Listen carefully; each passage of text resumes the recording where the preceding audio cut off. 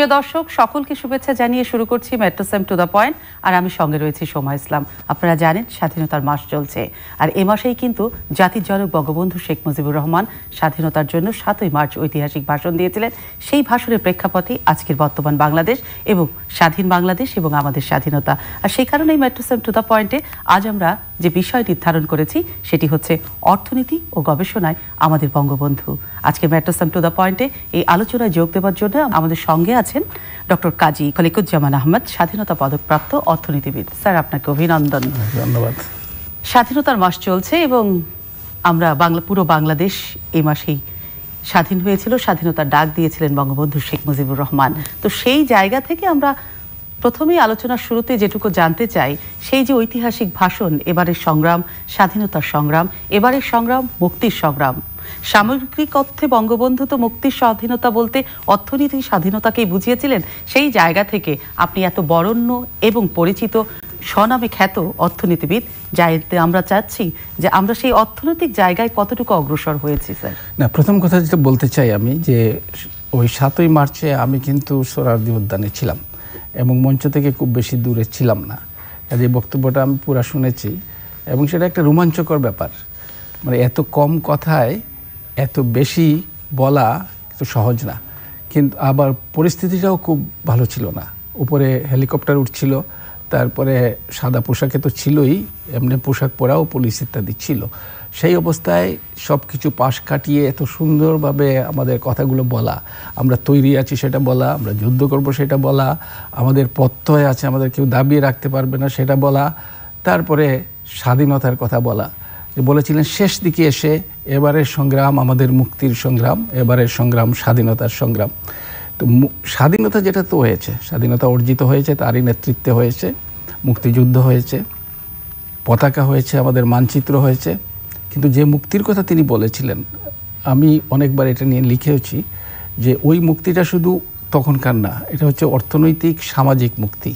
মানুষ যারা নানানভাবে বঞ্চিত, যাদের নানান ধরনের প্রতিবন্ধকতা রয়েছে, তাদেরকে সেগুলো থেকে মুক্ত করে এগিয়ে যাওয়া, মানুষ হিসাবে, স্বাধীন মানুষ হিসাবে তার মানবাধিকার অর্জিত হওয়া, মানব মর্যাদা প্রতিষ্ঠিত হওয়া।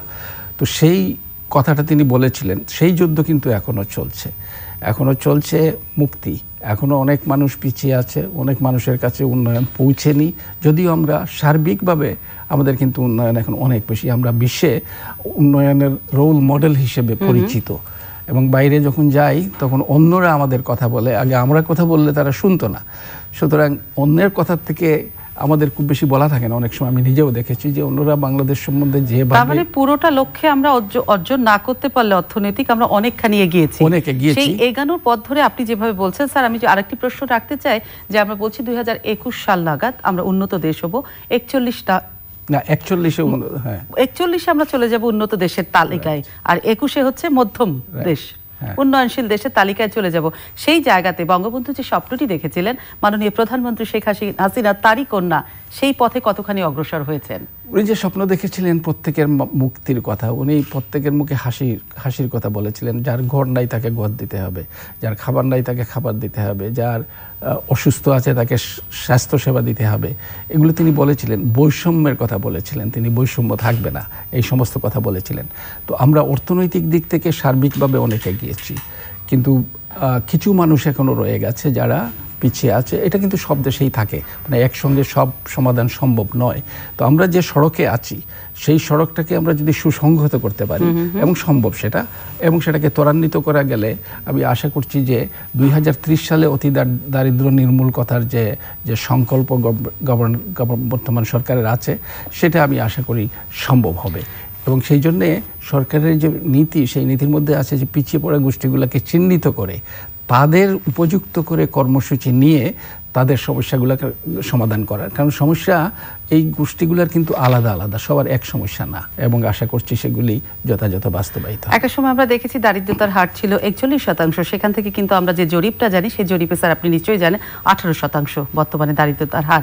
কিন্তু তারপরে হার অনেক কমেছে সূচকে, কিন্তু তারপরে আমরা দেখি যে শহর অঞ্চলে দেখছি, গ্রামের একটা অংশ দেখছি যে মানুষ কিন্তু এখনো রাস্তায় ঘুমাচ্ছে, খোলা আকাশের নিচে থাকছে। মানে জীবনযাত্রার মানটা সেই মান নিম্ন কিংবা একদম পথযাত্রী যারা পথে থাকে তাদের জীবনযাত্রার মানটা ওইভাবে উন্নত হয়নি, সেই জায়গাগুলোতে কি ধরনের প্রকল্পের আওতায় আনা উচিত? একটা হচ্ছে যে সংখ্যাটা কিন্তু আমাদের হারটা কমেছে, কিন্তু সংখ্যা কিন্তু অনেক, এখনো 38 মিলিয়ন মানুষ হচ্ছে দরিদ্র এবং 18-19 মিলিয়ন মানুষ হচ্ছে অতি দরিদ্র, কিন্তু জনসংখ্যা তো অনেক বেশি। 18 মিলিয়ন মানুষ তো অনেক দেশে নাই, তো সেই দিকে এখন নজর দেওয়া হচ্ছে। কারণ টেকসই উন্নয়ন কর্মসূচি যেটা বাংলাদেশ সরকার বাস্তবায়ন করছে, যেটা সারা বিশ্বে বাস্তবায়িত হচ্ছে, তার প্রথম কথা হচ্ছে কাউকে বাদ দেওয়া হবে না, প্রত্যেককে অন্তর্ভুক্ত করতে হবে এবং ন্যায্যভাবে অন্তর্ভুক্ত করতে হবে। একজন ভিক্ষুক হলে বা চর কুকরি মুকরি বা কোথাও যদি অতি দরিদ্র থাকে তাকে অন্তর্ভুক্ত করতে হবে। তো সেই লক্ষ্যে কিন্তু কাজ হচ্ছে।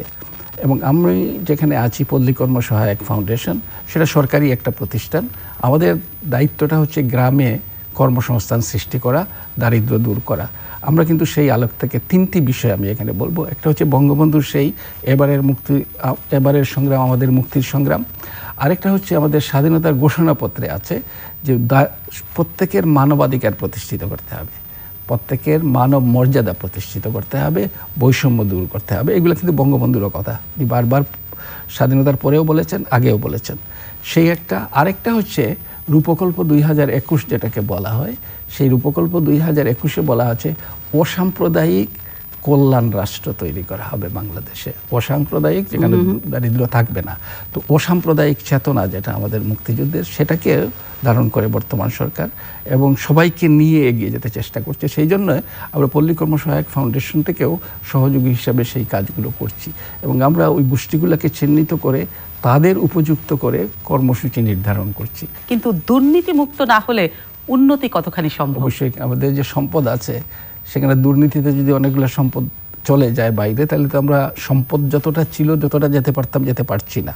আমরা অনেক দূরে গিয়েছি, কিন্তু দুর্নীতির জন্য অনেক জায়গায় আমরা বাধাগ্রস্ত হচ্ছি এবং সেই দুর্নীতিটা হচ্ছে সর্বপর্যায়ে, একবারে নিচে। স্যার, আমরা আরো কথা শুনবো কোন কোন জায়গায় দুর্নীতিতে অর্থনীতি বাধাগ্রস্ত হচ্ছে। তার আগে একটা আমরা বিরতিতে যেতে হবে। প্রিয় দর্শক, আমাদের সঙ্গেই থাকুন। নিয়ে নিচ্ছি metro save two the point বিরতি। প্রিয় দর্শক, আরো একবার শুভেচ্ছা জানাচ্ছি মেট্রো সেভ টু দ্য পয়েন্টে। স্যার, আপনি বলছিলেন যে আমাদের অর্থনীতি বলি আর যে উন্নতিই বলি, দুর্নীতি একটা বড় বাধা। কোন কোন জায়গাগুলোতে উন্নতি বড় বাধা হয়ে আপনি দেখেছেন? সব জায়গায়, যেমন কর্মসূচি বাস্তবায়ন, কর্মসূচি আছে, বরাদ্দ আছে, বরাদ্দটা পুরোপুরি যেখানে যাওয়ার কথা সেখানে যাচ্ছে না। আরেকটা হচ্ছে যে যাদের জন্য যে কর্মসূচি গ্রহণ করা হয়েছে, যেমন ভাতা, যার কাছে পৌঁছার কথা সব সময় সেই জায়গায় পৌঁছছে না। ইদানিং অনেক উন্নতি হচ্ছে। তো এই ধরনের দুর্নীতি অনেক আছে। সম্পদ অনেক বেরিয়ে যায়। তো সে সম্পদ বেরিয়ে গেলে আমি যে কাজটা করতে চাচ্ছি সেটা তো করা সম্ভব হবে না। তো এখন সরকারের বর্তমান যে নির্বাচনী ইশতেহার এইবারের, সেখানে বলা আছে যে দুর্নীতি সম্বন্ধে একেবারে শূন্য সহনশীলতা। এবং ইতিমধ্যে মাননীয় প্রধানমন্ত্রী যে বক্তব্যগুলো শুনছি এবং অন্যান্যদের যে তারা চেষ্টা করবেন, অর্থমন্ত্রীও কালকে বললেন যে অর্থ মন্ত্রণালয়কে দুর্নীতি মুক্ত করবেন। এটা খুব প্রশংসাযোগ্য আমি মনে করি। তবে আমি চাই যে এটা বলাতে যেন সীমাবদ্ধ না থাকে, সেখানে যে ব্যবস্থা গ্রহণ করা আইনি সেটা নেওয়া উচিত। এবং অনেক বড় বড় দুর্নীতি যারা করেছেন তাদের অনেকেই আমরা জানি তারা কারা। তো সেটাকে যদি বিচারের আওতায় আনা যায়, তাদের 1-2 জনকে আনলে আমি মনে করি যে অনেক উন্নতি হবে। আর ছোটোখাটো যেগুলি, সেটা দুটো জিনিস করতে হবে। একটা হচ্ছে আত্মতুষ্টির আমাদের একটা সমস্যা আছে, যে অনেক কাজ করে ফেলেছি, সুতরাং আর কিছু না করলেও হবে, সেই জন্য তদারকিটা ঠিক মতো হচ্ছে না। আর নিচে যারা আত্মতুষ্টি থাকলে গাফিলতি হয়, তা গাফিলতি যারা করছে তাদেরকে ধরা হচ্ছে না ওইরকম। তো গাফিলতি যারা করছে তাদেরকে যাতে শাস্তির ব্যবস্থা করা হয়, আর যারা ভালো কাজ করে তাদেরকে যেন প্রশংসার মধ্যে নিয়ে আসা হয়। এই দুটো কাজ যদি আমরা করতে পারি, তাহলে আমার মনে হয় আমাদের যে বাস্তবায়ন যেটা, সেটা আর অনেক অনেক অগ্রগতি হবে। বাস্তবায়ন আমরা অনেক সময় মার্কে যে নীতির সঙ্গে কোনো নীতি দেওয়ার খুব ভালো নীতি আছে, কর্মসূচিও খুব সুন্দর আছে, মাননীয় প্রধানমন্ত্রীর যে বক্তব্যগুলো বা ওনার নির্দেশনা, সেগুলিও সব ঠিক আছে, কিন্তু তারপরে দেখা যায় যে ওই যেখানে ঘটার কথা সেইখানটাতে সমস্যা। আইন আছে, নীতি আছে, কিন্তু তার প্রয়োগে গিয়ে সমস্যা হচ্ছে। এবং এখন আমরা যে জায়গায় আসছি, দারিদ্র্য যদি আরো দূর করতে হয়, একেবারে স্থানীয় পর্যায়ে কিন্তু কাজ করতে হবে। স্থানীয় সরকার যদি শক্তিশালী না হয়, তাহলে এই কাজে বাধাগ্রস্ত। সকলে এসে বলছেন কর্মসংস্থান হলেই তো একটা, সবাই যদি কর্মক্ষম হয়ে যায়, অর্থনীতিতে তো নিজস্ব গতিতে অনেক বেশি ডেভেলপ করে ফেলবে। কিন্তু কর্মসংস্থান বলতেই কি শুধু নারীদেরকে নানান প্রশিক্ষণ, হাঁস মুরগি পালন, সুতা, নাকি আধুনিক বিশ্বের সঙ্গেও ছেলে মেয়ে সবাইকে প্রশিক্ষণ দক্ষ করতে হবে? না, মোটেই না। এটা হচ্ছে এখন আমাদের দক্ষতা বাড়াতে হবে প্রত্যেক জায়গায়। বাংলাদেশের অগ্রগতির একটা ওই যে বললাম সুসংহত করা, ত্বরান্বিত করা, একটা বড় বাধা হচ্ছে দক্ষতার অভাব। আমাদের দক্ষ মানুষ তৈরি করতে হবে। এই হাঁস মুরগি পালন দিয়ে আমরা বেশি দূর এগোতে পারবো না। কর্মসংস্থানের ব্যাপার হচ্ছে তরুণ প্রজন্ম শিক্ষিত, এখানে কর্মসংস্থানের একটা বিরাট সংকট রয়েছে এবং এখন আমাদের আছে প্রায় 5.5 কোটি তরুণ যারা কাজ করতে পারে, করার বয়সের। তাদেরকে কাজে লাগালে দেশ অনেক দূরে এগিয়ে যাবে এবং এটা সরকারের নীতিতে আছে। তরুণদের কথা খুব পরিষ্কার করে এবার যে ইশতেহারে সেটা বলা হচ্ছে, তাদেরকে প্রশিক্ষিত করা হবে, কর্মসংস্থান সৃষ্টি করা, উদ্যোক্তা করা হবে এবং বিদেশে যাইতে চাইলে তাদেরকে বিদেশে যাওয়ার ব্যবস্থা করা হবে। সবসময় দেখা যায় যে ইশতেহারে একটা ভুল কনসেপ্ট তৈরি হয়ে যায়, বলেছে সে ঘরে ঘরে চাকরি, কিন্তু সেই চাকরির জায়গায় সরকার কিন্তু বলছে ঘরে ঘরে চাকরি না, আমরা উদ্যোক্তা তৈরি করব। উদ্যোক্তা, এই জায়গাটা স্যার জানতে চাই। উদ্যোক্তা তৈরি করার উপরে বেশি জোর দেওয়া হচ্ছে এখন। কারণ একজন চাকরি করতে পারে, চাকরি তো বেশি বাড়ছে না। আর আমরা যখন তথ্য প্রযুক্তির ব্যবহার করব, সেখানে চাকরিটা ততটা বাড়বে না, সীমিত হবে, হয়তো বা কিছু কিছু চাকরি কমেও যাবে সুযোগ। সেই জায়গায় যদি মানুষ উদ্যোক্তা হলে নিজের স্বাধীনতা থাকবে, তার চিন্তা ভাবনাকে সে নিজের করে ব্যবহার করতে পারবে। স্যার আরেকটা বিষয় যে বিশ্বের অন্যান্য দেশগুলোতে যদি আমরা তাকাই, ইউরোপ আর আমেরিকার দিকে আমরা যাব না, অন্যান্য দেশগুলোর দিকে তাকাই, যদি দেখি যে বিভিন্ন সেক্টরকে কিন্তু প্রাইভেট খাতে দিয়ে দেওয়া হয়েছে ডেভেলপমেন্টের জন্য। তো এই জায়গাটা নিয়ে একটু জানতে চাই। এখানে অনেক হয়েছে, সব যে প্রাইভেট বেসরকারি খাতে গেলেই যে ভালো হবে সেটা ঠিক নয়। কিছু কিছু সরকারের থাকতে হবে, তবে যেখানে ব্যবসা বাণিজ্য আছে সেগুলি বেসরকারি খাতে যাবে। কিন্তু কিছু আছে নীতি নির্ধারণী, তারপরে শিক্ষা, উদাহরণস্বরূপ স্বাস্থ্যসেবা, এগুলি কিছু মানুষের জন্য সরকারি থাকতেই হবে। কারণ দরিদ্রদের জন্য যেখানে মুনাফা যারা চায় তারা দরিদ্রদের জন্য কাজ করবে না। সুতরাং দরিদ্রদের জন্য যে সেবাগুলো, সেই সেবাগুলো সরকারের হাতে থাকতে হবে। শিক্ষাটা থাকতে হবে অতি অবশ্যই। শিক্ষাকে যদি বাণিজ্যিকরণ করা হয়, এখানে হওয়ার ফলে আমরা দেখছি যে শিক্ষার মানে অগ্রগতি হচ্ছে না। কারণ যারা বাণিজ্যিক ভিত্তিতে শিক্ষা দিয়ে থাকেন, তারা তো তাদের বাণিজ্যটা দেখবেন তারা বেশি করে। সুতরাং কতগুলো মৌলিক জিনিস, মানুষের সক্ষমতা বাড়ানোর জন্য 3টি জিনিস গুরুত্বপূর্ণ। একটা হচ্ছে শিক্ষা, মানসম্পন্ন শিক্ষা, আরেকটা হচ্ছে প্রশিক্ষণ যে কাজটা করবে, আরেকটা হচ্ছে স্বাস্থ্যসেবা। স্যার আর একটা যেটা বিষয় জানতে চাচ্ছি, যে আমরা এই মাসে জানি স্বাধীনতার মাস, এই মাস হচ্ছে ঐতিহাসিক 7ই মার্চ, যে মাসে বাংলাদেশে বাঙালি স্বাধীন হয়েছিল।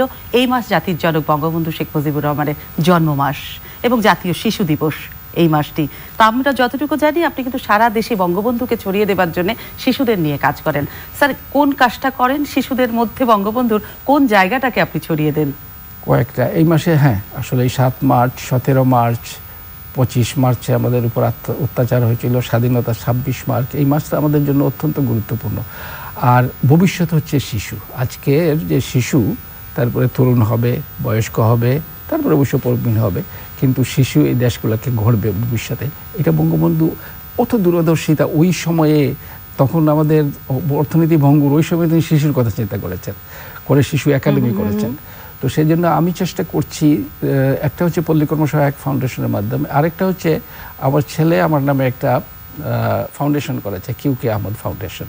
তো এখান থেকে আমি ওই শিশুদের মুক্তিযুদ্ধের চেতনা, মানবিক গুণাবলী, সামাজিক গুণাবলী, সেগুলি একটা টেলিভিশনের মাধ্যমে একটা কর্মসূচি করে থাকি, দাদা ও নাতি নাতির আলাপন। আরেকটা হচ্ছে আমি গ্রামে গ্রামে যাই, স্কুলে যাই, তারপরে কথা বলি বাচ্চাদের মধ্যে। এবং আমি সব জায়গায় মুক্তিযুদ্ধের চেতনা দিয়ে শুরু করি। অনেক জায়গায় দেখি, অনেক স্কুলে এখনও আছে যে পতাকা উঠে না, জাতীয় সঙ্গীত গাওয়া হয় না, বাড়ছে কিন্তু এখনও আছে কিছু কিছু জায়গায়। আর হচ্ছে তারা 26 মার্চ জানে না, তারপরে 16 মার্চ অনেক জায়গায় জানেন না, জিজ্ঞেস করলে ওগুলো আমি ছড়িয়ে দেওয়ার চেষ্টা করছি। আর স্বাধীনতা যুদ্ধটা কিভাবে হয়েছিল, কার নেতৃত্বে হয়েছিল, তিনি কে, মুক্তিযুদ্ধের সঠিক ইতিহাসটাই আপনি নতুন প্রজন্মের কাছে ছড়িয়ে দেওয়ার চেষ্টা করছেন। স্যার একদম অনুষ্ঠানের শেষে চলে আসছি, আমি শেষে জানতে চাই, আপনি একজন বিশিষ্ট অর্থনীতিবিদ, এত বিষয় নিয়ে কাজ করছেন, কিন্তু আমরা বাংলাদেশ অনেক দূর এগিয়েছে, কোন জায়গায় বাংলাদেশের এখনো সীমাবদ্ধতা আছে, যেই সীমাটাকে ভাঙা দরকার?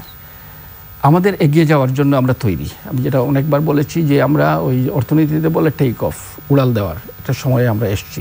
আমাদের এই উড়াল দেওয়ার আগে যেমন একটা প্লেন নানান দেখে নেয় তাদের সব ঠিক আছে কিনা, মেশিন টেশিন ঠিক আছে কিনা, এখন আমরা ওইটা দেখতে হবে। এবং দেখার জন্য প্রথম জিনিসটা হচ্ছে দক্ষতা সৃষ্টি, দ্বিতীয় হচ্ছে দুর্নীতি। দক্ষ মানুষ তৈরি করা আর দুর্নীতি দূর করা, এই দুটো কাজ করতে পারলে আমার বিশ্বাস যে আমরা উড়াল দেওয়ার যে কথাটা বলছি সেটা সম্ভব হবে। এবং যেহেতু এখন মুক্তিযুদ্ধের পক্ষের শক্তি ক্ষমতায় আছে, মুক্তিযুদ্ধের চেতনাটাকে ধারণ করে আমাদের এগিয়ে যেতে হবে এবং সবাইকে একসঙ্গে নিয়ে দেশে একটি সমাজ হবে। এই সমাজে প্রত্যেকে তার অধিকার পাবে, সমান হবে না, সবাই অধিকার পাবে, সেটাই হচ্ছে মুক্তিযুদ্ধের চেতনা। এবং সেটা আমি প্রধানমন্ত্রীর অনেক বক্তব্যে সেটা শুনে থাকি।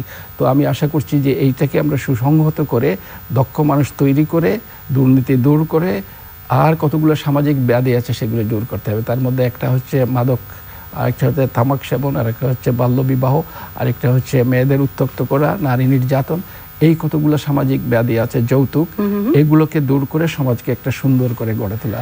আমি মনে করি এখন আমরা যে অবস্থায় আছি এটা সম্ভব। আরো একবার ধন্যবাদ এবং অভিনন্দন আরো একবার স্বাধীনতা পদক পাওয়ার জন্য। প্রিয় দর্শক, আলোচনা শুনছিলেন এবং আলোচক যেটি বলল সেটি হচ্ছে মুক্তিযুদ্ধের চেতনাকে সঙ্গে নিয়েই কিন্তু অর্থনৈতিক মুক্তি, সেটা হয়তো দেরিতে হলেও পূর্ণতা পাবে, কিন্তু সেই স্বাধীনতার চেতনা ছাড়া অর্থনৈতিক মুক্তি কোনোভাবেই সম্ভব না। প্রিয় দর্শক, metro same to the point দেখবার জন্য আরো একবার শুভেচ্ছা জানিয়ে আমি সোমা ইসলাম আজকের মতো বিদায় নিচ্ছি। সকলকে শুভরাত্রি।